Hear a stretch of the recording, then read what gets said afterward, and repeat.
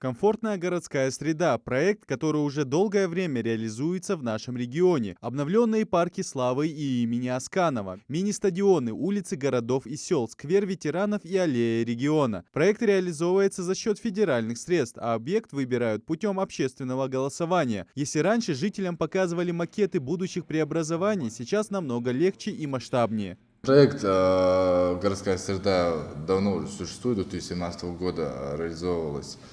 Тогда я тоже был волонтером, участвовал, но тогда формат был совершенно другим. То есть тоже собирали народ, но только в ДК, Дом культуры. Но так массового опроса в каждом муниципалитете не было такого. Сейчас уже решили больше привлечь граждан, чтобы граждане имели голос и чтобы они были услышаны властями.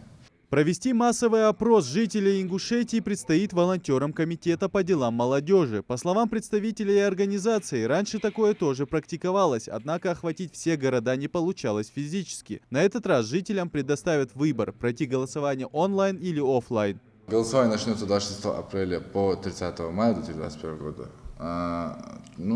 Через 12 дней, 8 часов. Голосовать они могут и в офлайн режиме, и в онлайн режиме. В онлайн режиме может голосовать на портале госуслуги. В офлайн режиме у нас будет волонтер работать в разных пунктах. Это места массового скопления людей. Это базар, парки и торговые центры. Провести опрос планируют в конце апреля. Молодым людям предстоит провести огромную работу. Ведь помимо знакомства с объектом, показа внешнего облика сквера или улицы с помощью электронного гаджета, волонтеры должны разъяснить жителям сроки и места обновления. Впереди предстоит нелегкая работа, то есть нам главная наша цель состоит в том, чтобы ознакомить жителей республики с предстоящими планировками в благоустройстве республики. Волонтеры, которые будут выполнять данную работу, будут свои планшеты, в котором мы будем показывать планировку. То есть каждый житель может вправе выбрать, проголосовать за ту или иную идею. При голосовании учитываются все пожелания и замечания, однако и здесь есть ряд ограничений. Хотелось упомянуть про то, что целевая аудитория, она разноплановая, то есть голосовать могут не только взрослые люди, могут прийти люди с 14 лет, и их голоса будут также учтены, потому что нам необходимо мнение всех.